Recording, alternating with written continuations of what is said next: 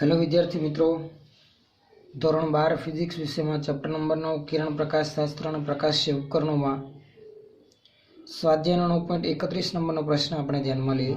ચેપ્ટરના છેલ્લા બે સ્વાધ્યાયના દાખલાઓ બાકી છે જેને આપણે જોઈએ અને આજે ચેપ્ટરની પૂર્ણાહુતિ કરીએ.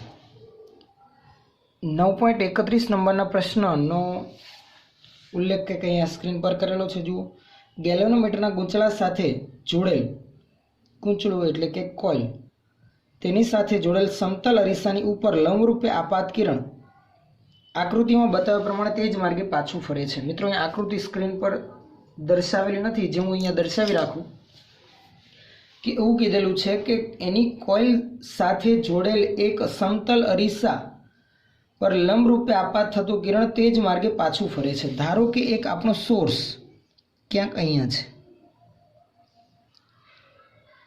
ઉદ્ગમ, ત્યાંથી આવતું પ્રકાશનું કિરણ એ ગેલ્વેનોમીટરના ગૂંચળા સાથે જોડેલા સમતલ અરીસા પર લંબરૂપે આપાત થઈને પરાવર્તન પામીને તેના તે જ માર્ગે પાછું વળે છે. જે આપણને ખ્યાલ છે કે અરીસાને લંબરૂપે આપાત થતું પ્રકાશનું કિરણ તે જ માર્ગે પરાવર્તન પામીને પાછું ફરે છે. આ અરીસો જે તેના ગૂંચળા સાથે જોડેલ છે. આગળ, ગૂંચળામાંથી પ્રવાહ પસાર થતા વિદ્યુત પ્રવાહના કારણે અરીસો 3.5 ડિગ્રીનું કોણાવર્તન અનુભવે છે. ગૂંચળામાંથી પ્રવાહ પસાર થવાથી શું થશે કે કોણાવર્તન થતું જોવા મળે છે. જેવું ગૂંચળા સાથે જોડેલી કોઇલનું કોણાવર્તન થશે તેમ તેની સાથે જોડેલા સમતલ અરીસાનું પણ કોણાવર્તન થશે.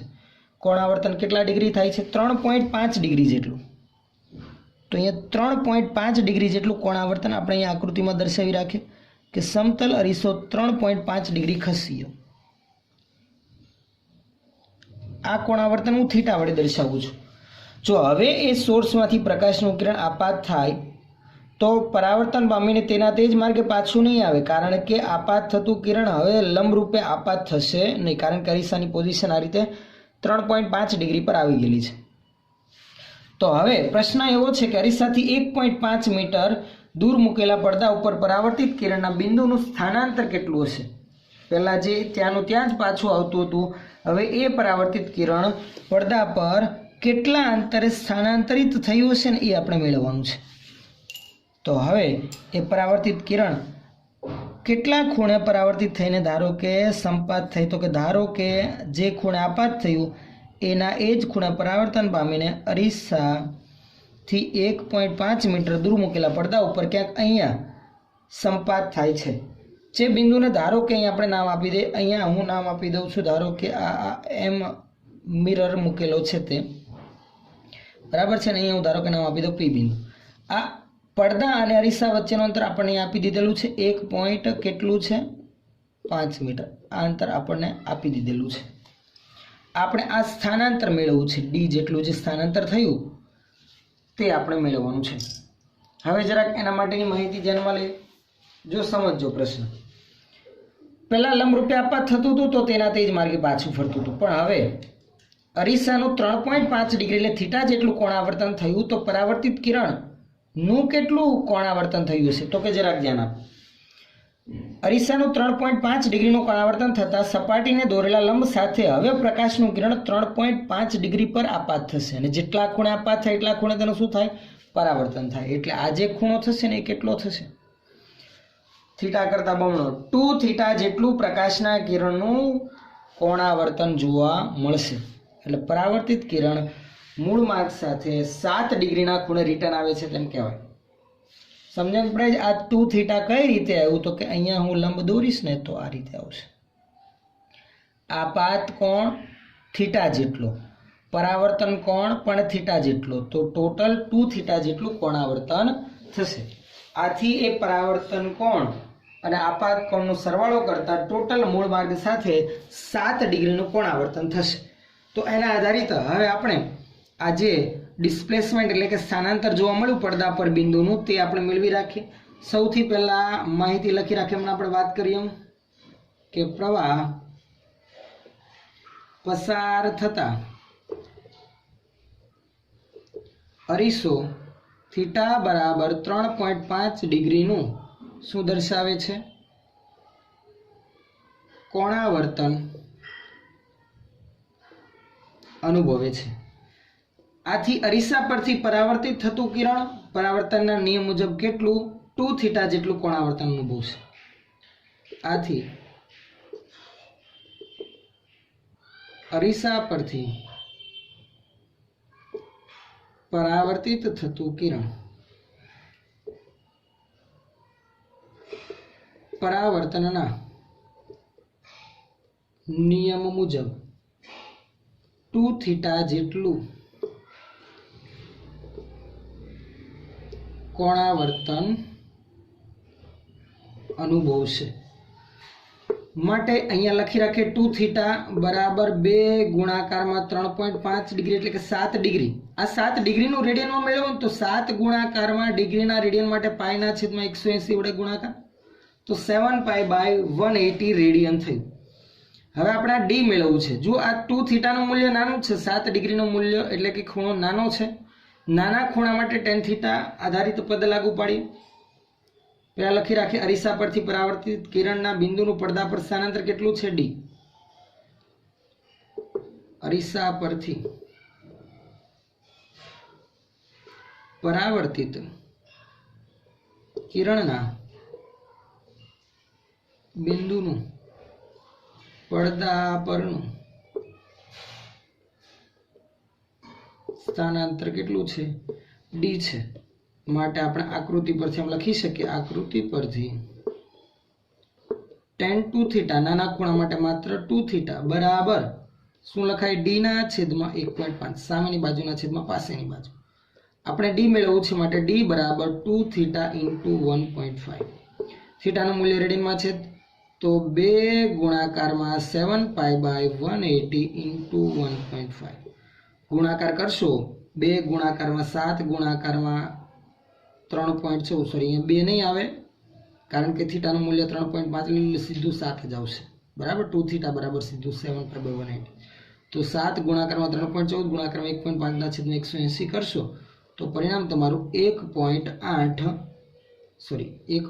ની 18 સેન્ટીમીટર જેટલું મૂલ્ય મળશે. અને અહીં આપણે મીટરમાં આપેલું છે મૂલ્ય તો મીટરમાં થશે 0.18 મીટર જેટલું સ્થાનાંતરિત થયેલું જણાશે. ચલો સ્વાધ્યાયનો છેલ્લો દાખલો 9.32 નંબરનો પ્રશ્ન આપણે જરાક ધ્યાનથી જોઈએ. પ્રશ્ન અગત્યનો છે, ધ્યાન આપવું બરાબર. આકૃતિમાં એક બહિર્ગોળ લેન્સ કે જેની બંને બાજુની વક્રતા ત્રિજ્યાઓ સમાન છે. આ બહિર્ગોળ લેન્સ દેખાય છે જેની બંને બાજુની વક્રતા ત્રિજ્યા જેને આપણે r1 ને r2 વડે દર્શાવીએ છીએ જે સમાન છે r1 બરાબર r2 બરાબર r. જેનો વક્રી ગુણાંક 1.5 છે એટલે કે આ લેન્સના દ્રવ્યનો વક્રી ગુણાંક 1.5 છે. તેને પ્રવાહીના સંપર્કમાં સમતલ અરીસા પર મૂકેલો છે એટલે સમતલ અરીસા ઉપર પ્રવાહી અને એની ઉપર લેન્સ. એટલે વચ્ચેના ભાગમાં જુઓ લેન્સ અને સમતલ અરીસા વચ્ચે એક અંતર્ગોળ સપાટી અને એક સમતલ સપાટીમાં પ્રવાહી ધરાવતો સમતલ અંતર્ગોળ લેન્સ જેવી રચનાથી જુઓ આ અંતર્ગોળ સપાટી અને નીચેની સમતલ સપાટી. તો સમતલ અંતર્ગોળ લેન્સ એટલે બે લેન્સ થઈ ગયા એમ કહી શકાય. બહિર્ગોળ સમતલ અંતર્ગોળ લેન્સ અને પછી અરીસો. આગળ એક નાની સોયને મુખ્ય અક્ષ પર એવી રીતે મુખ્ય અક્ષ પર રહે તે રીતે તેનું ઉલટું પ્રતિબિંબ એક નાની સોયને મુખ્ય અક્ષ પર રહે તે રીતે તેનું ઉલટું પ્રતિબિંબ એ સોયના સ્થાને જ દેખાય ત્યાં સુધી ખસેડવામાં આવે છે. એટલે શું કરવાનું છે, મુખ્ય અક્ષ પર એક સોયને આ રીતે રાખેલી છે અને આપણે ઉપરથી અવલોકન કરીએ છીએ. અહીંયા જે મારી ધારો કે આપણે જે પેન્સિલ રાખી ત્યાં આપણી આંખ રાખેલી છે. સોયને એ રીતે મુખ્ય અક્ષ પર ખસેડીએ છીએ અને જોતા જઈએ છીએ કે એવા સ્થાને રાખવાની છે કે સોયનું પ્રતિબિંબ તેના તે જ સ્થાને રચાય. તેના તે જ સ્થાને રચાયું તેમ ક્યારે ખ્યાલ આવશે તો કે અવલોકન કરતા દ્રષ્ટિ સ્થાનભેદ દૂર થાય. એટલે કે સામે પ્રતિબિંબ એવી રીતે રચાતું હોય કે આપણે આંખના સ્થાનમાં ફેરફાર કરીએ તો સાથે પ્રતિબિંબ પણ ખસતું હોય. તો આ રીતે કહી શકાય કે સોયનું પ્રતિબિંબ તેના તે જ સ્થાને રચાય છે. પિનનું લેન્સથી અંતર 45 સેન્ટીમીટર છે. જ્યારે પાણી છે લેન્સ છે ત્યારે એ સોયનું અરીસાથી અંતર 45 સેન્ટીમીટર છે. હવે પ્રવાહીને દૂર કરી આ વચ્ચેનું જે પ્રવાહી હતું એને દૂર કરી પ્રયોગનું પુનરાવર્તન કરતાં આ જે અંતર 45 સેન્ટીમીટર મળતું હતું એ મળે છે 30 સેન્ટીમીટર. તો રહેલા પ્રવાહીનો વક્રી વળાંક શોધવાનો છે. ધારો કે રહેલા પ્રવાહીનો વક્રી વળાંક કેટલો છે NL છે, લિક્વિડનો વક્રીકોણાંક. હવે આપણે મેળવવો છે. હવે ધ્યાન આપજો. જુઓ, જો પિનનું પ્રતિબિંબ ત્યાં જ મળતું હોય તો એ તો સમતલ અરીસાના કિસ્સામાં આપણે માહિતી ધ્યાનમાં લઈએ તો ક્યારે પ્રતિબિંબ ત્યાંનું ત્યાં જ મળે, કયા સ્થાને વસ્તુને મૂકીએ તો આપણને ખ્યાલ છે વસ્તુ જો વક્રતા કેન્દ્ર પર હોય તો તેનું પ્રતિબિંબ ત્યાં જ મળે. એટલે કે વસ્તુનું અરીસાથી અંતર એ કેન્દ્ર લંબાઈ કરતાં બમણું.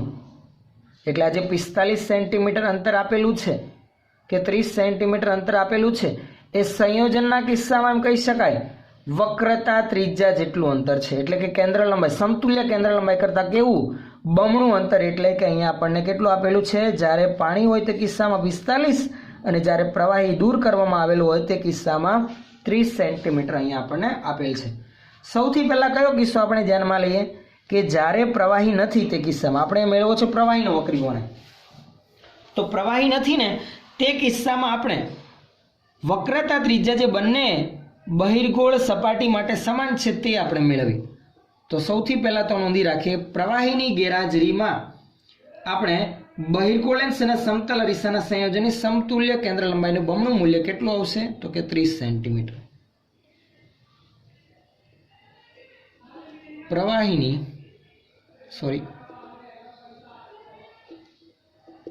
ગેરહાજરીમાં એટલે કે પ્રવાહી ના હોય માત્ર બહિર્ગોળ લેન્સ જ હાજર હોય તો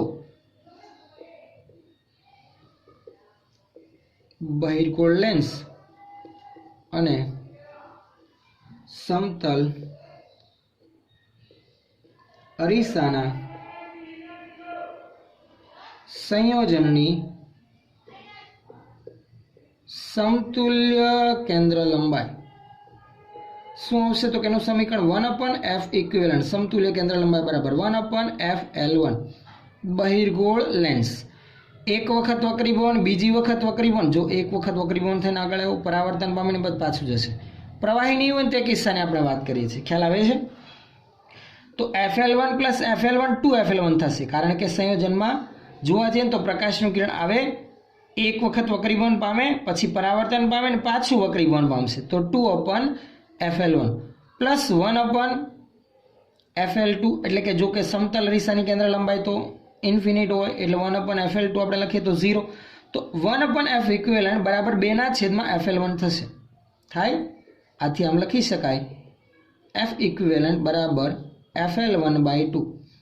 પરંતુ હમણાં મેં વાત કરી એમ જ્યારે પ્રવાહી નથી તે કિસ્સામાં જે આપણને અંતર મળે છે પિનના પ્રતિબિંબનું ત્યાંનું ત્યાં જ એ 30 સેન્ટીમીટર છે. એટલે કે 2f ઇક્વિવેલન્ટ એટલે કે આ સમતુલ્ય કેન્દ્ર લંબાઈનું બમણું મૂલ્ય એટલે કે વક્રતા ત્રિજ્યા જેટલું કહેવાય. જે પોઝિશન માટે પ્રતિબિંબ ત્યાંનું ત્યાં મળે એ અંતર કેટલું છે 30 સેન્ટીમીટર. પણ f ઇક્વિવેલન્ટ FL1/2 માટે 2 ગુણાકારમાં FL1/2 બરાબર 30. આથી એમ કહી શકાય FL1 બરાબર 30 સેન્ટીમીટર થશે. આ ખ્યાલ આવ્યો શું કર્યું એ આ 2FL1 બરાબર 30 કેમ લીધું તો કે સોયનું પ્રતિબિંબ ત્યાંનું ત્યાં જ મળે છે. એ તો એવા કિસ્સામાં મળી આવે કે જ્યાં વસ્તુ વક્રતા કેન્દ્ર પર હોય તો પ્રતિબિંબ ત્યાં જ મળે કારણ કે પ્રતિબિંબ અરીસા દ્વારા પરાવર્તન પામીને ત્યાંનું ત્યાં રચાય છે. એટલે આપણે આમ લખી શકાય કે આ 30 સેન્ટીમીટર અંતર સંયોજનની સમતુલ્ય કેન્દ્ર લંબાઈના બમણા મૂલ્ય જેટલું થશે. 2f ઇક્વિવેલન્ટ તો આપણે હમણાં વાત કરી એમ f ઇક્વિવેલન્ટનું મૂલ્ય મૂકી દીધું. તો સમતુલ્ય કેન્દ્ર લંબાઈ પરથી આ બહિર્ગોળ લેન્સની કેન્દ્ર લંબાઈ મળી આવી જે છે 30 સેન્ટીમીટર. હવે આ બહિર્ગોળ લેન્સ માટે લેન્સ મેકર્સનું સમીકરણ લાગુ પાડીએ. હવે લેન્સ મેકર્સનું સમીકરણ માત્ર બહિર્ગોળ લેન્સના કિસ્સામાં 1/FL1 કારણ કે એની કેન્દ્ર લંબાઈ FL1 વડે દર્શાવેલ છે બરાબર છે બરાબર n-1 જો કે અહીંયા n21 લખતા આપતા પણ બહારનું માધ્યમ તો અવાજ ને કારણ કે પાણી નથી. તો n-1 × 1/R1 - 1/R2 પરંતુ આપણને અહીંયા કીધેલું છે R1 બરાબર R2 બરાબર R પણ એક R ધન અને બીજામાં R2 બરાબર -R લેવું પડશે માટે R1 બરાબર +R તથા R2 બરાબર -R ધ્યાનમાં લઈએ. સમીકરણમાં કિંમત મૂકી અને ગણતરી આગળ વધારી. અહીંયા n લેન્સના દ્રવ્યનો વક્રીભવનાંક જે આપેલો છે 1.5 તો હવે જે સમીકરણ હતું ને એમાં કિંમત મૂકી રાખીએ. જે આપણી પાસે ફાઇનલ સમીકરણ હતું 1/FL1 બરાબર n-1 ઇન્ટુ 1/R1 બરાબર માત્ર R અને R2 બરાબર minus R minus minus plus. હવે કિંમત સાથે લખીએ. FL1 છે 30, n છે 1.5 માઇનસ 1 અને આનો સરવાળો થશે 2/R માટે 0.5 અને 2 કેન્સલ માટે R આવશે 30 સેન્ટીમીટર. એટલે જે બહિર્ગોળ લેન્સ રાખેલો છે તેની વક્રતા ત્રિજ્યા જે બંને વક્ર સપાટીની સમાન છે જે કેટલી છે 30 સેન્ટીમીટર. હવે શું રાખેલું હોય? પાણી જે હાજર હતું તે સ્થિતિમાં અંતર 45 સેન્ટીમીટર આપણને મળતું હતું. લખી રાખીએ. જ્યારે લેન્સ અને સમતલ અરીસા વચ્ચે પાણી હાજર હોય ત્યારે સમતુલ્ય કેન્દ્ર લંબાઈ સંયોજનની જો આપણે F ઇક્વિવેલન્ટ ડેશ વડે લખીએ હોય તો 1/F ઇક્વિવેલન્ટ ડેશ.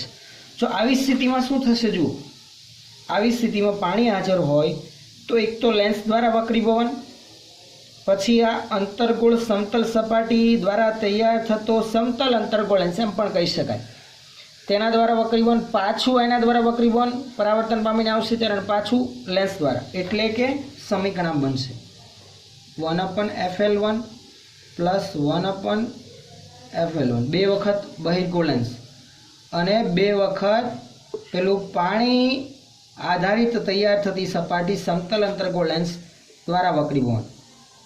તો બંને માટે બે બે વખત સરવાળો આપણે ધ્યાનમાં લેવો પડશે સંયોજનની કેન્દ્ર લંબાઈ માટે. એટલે આવું થશે 2FL1 પ્લસ 2FL2. અહીંયા જ્યાં લખી રાખીએ F ઇક્વિવેલન્ટ ડેશ નું બમણું મૂલ્ય કેટલું થશે? તો કે એ આપેલું છે 45 સેન્ટીમીટર.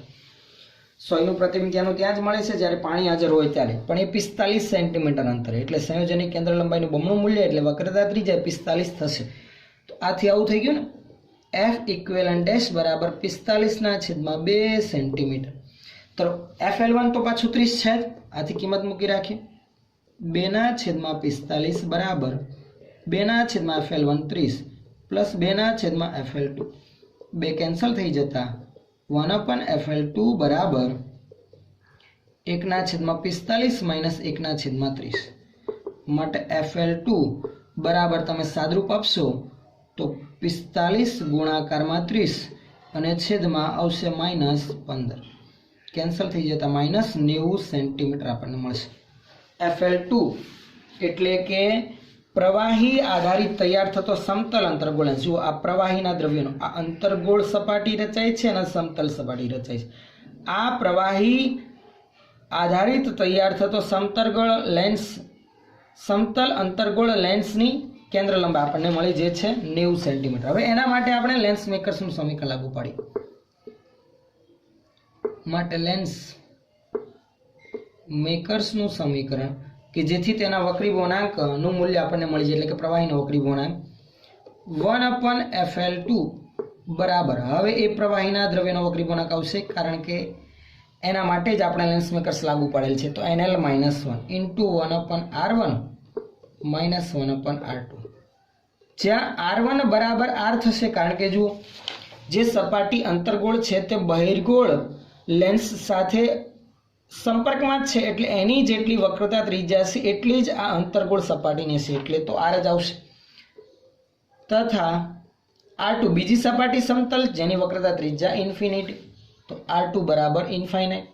કિંમત મૂકે 1/FL2 એટલે કે 90 NL-1 1/R જ વધશે અને R2 નું મૂલ્ય તો ઇન્ફિનિટી લેવાનું છે એટલે 0 થઈ જશે. તો આ વધશે આવું 1/90 બરાબર NL-1 1/R નું મૂલ્ય છે હમણાં જ મેળવ્યું આપણે 30. તો આ NL-1 30 અહીંયા અંશમાં આવે તો 30/90 1/3 માટે NL બરાબર 1 પ્લસ 1/3 એટલે કે 4/3 માટે પ્રવાહીના દ્રવ્યનો વક્રીભવનાંક થશે 1.33 જેટલો, જે આપણો ફાઇનલ આન્સર થશે. તો અહીં આપણા ચેપ્ટર નંબર 9ના સ્વાધ્યાયના દાખલા પણ પૂર્ણ થયા. ચેપ્ટર નંબર 9 આપણું અહીંયા ટોટલી ક્લિયર પૂરું થાય છે.